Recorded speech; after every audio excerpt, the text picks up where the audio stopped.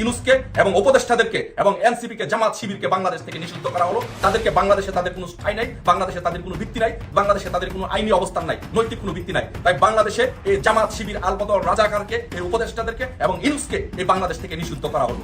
বাংলাদেশের আওয়ামী লীগ ও তার নেতাদের বিচার কার্য সম্পন্ন না হওয়া পর্যন্ত সন্ত্রাস বিরোধী আইনের অধীনে সাইবার স্পেস সহ আওয়ামী লীগের যাবতীয় কার্যক্রম নিষিদ্ধ করার সিদ্ধান্ত গ্রহণ করা হয়েছে।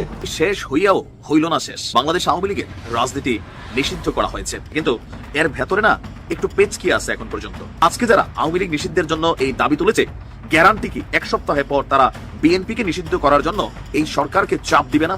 অবশেষে যেটা আমরা দেখলাম, উপদেষ্টা পরিষদের সিদ্ধান্ত, সেই সিদ্ধান্তে আওয়ামী লীগ নিষিদ্ধের সিদ্ধান্তটা তারা নিতে পারলেন না, কৌশলে অন্য ধরনের সিদ্ধান্ত নিলেন। মাত্র 1 মিনিটের সংবাদ ব্রিফিং করলেন আসিফ নজরুল।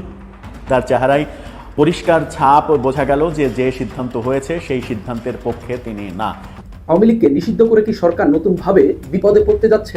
বড় দল হচ্ছে আওয়ামী লীগ, সেই দলটিকে কি এভাবে নিষিদ্ধ করে শেষ করে দেওয়া যাবে, ভ্যানিশ করে দেওয়া যাবে? একেবারেই না। কারণ যাদেরকে নিষিদ্ধ করেছেন তারা তো আন্ডারগ্রাউন্ডে চলে যাবে, সেখান থেকে নতুন করে একটা বিপ্লবী শ্রেণী তৈরি হবে। সময়ের পরিবর্তে আপনারাই নিষিদ্ধ হয়ে যাবেন, এই নিষিদ্ধ আওয়ামী লীগের কিচ্ছু যায় আসে না। এই আওয়ামী লীগকে দমিয়ে রাখবে এরকম কোনো শক্তি বাংলাদেশের কারো নাই। আন্দোলনের চূড়ান্ত পর্যায়ে আসছে আওয়ামী লীগ নিষিদ্ধ হওয়া মানেই আন্দোলন তীব্র হওয়া।